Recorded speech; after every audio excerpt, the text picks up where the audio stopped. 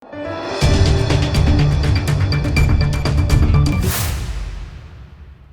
દર્શક મિત્રો, આપ જોઈ રહ્યા છો લોકમૈત્રી ન્યૂઝ. હું છું એન્કર કવિતા પટેલ. હવે જોઈએ અગત્યના સમાચાર. સુરતના રાંદેર પોલીસ સ્ટેશન વિસ્તારમાં ચાલતા દેહ વેપારનો પર્દાફાશ પોલીસ દ્વારા કરવામાં આવ્યો હતો. સુરતમાં કૂટણખાનાઓ એક યા બીજી રીતે ચાલી રહ્યા છે. હોટલ, સ્પા અને મસાજ પાર્લરના નામે ચાલતા કૂટણખાનાઓ હવે વેલનેસ સેન્ટરની અંદર પણ ધમધમી રહ્યા હોવાનો પર્દાફાશ થયો છે, જેની સામે પોલીસ દ્વારા લાલાંક કરવામાં આવી રહી છે. રાંદેર પોલીસ સ્ટેશન હદ વિસ્તારમાં ચાલતા દેહ વ્યાપારનો પર્દાફાશ પોલીસ દ્વારા કરવામાં આવ્યો છે.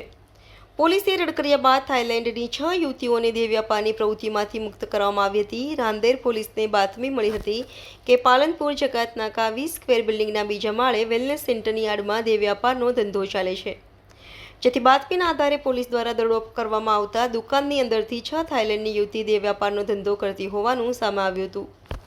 પોલીસે તાત્કાલિક અસરથી આ 6 વિદેશી યુવતીઓને દેહ વ્યાપારની પ્રવૃત્તિમાંથી મુક્ત કરાવી હતી. સંચાલક રોશનસિંહ તેમજ 4 ગ્રાહકો પોલીસના હાથે ઝડપાયા હતા. 4 ગ્રાહકમાં એક કાયદાના સંઘર્ષમાં આવેલ બાળકિશોર હોવાનું પણ સામે આવ્યું છે.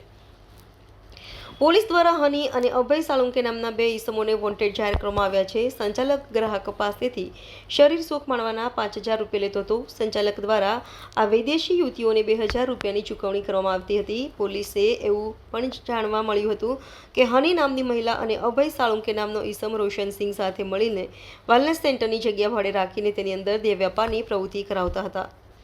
Reporter Sunil Kanjawala, Lokmaitri news, Surat.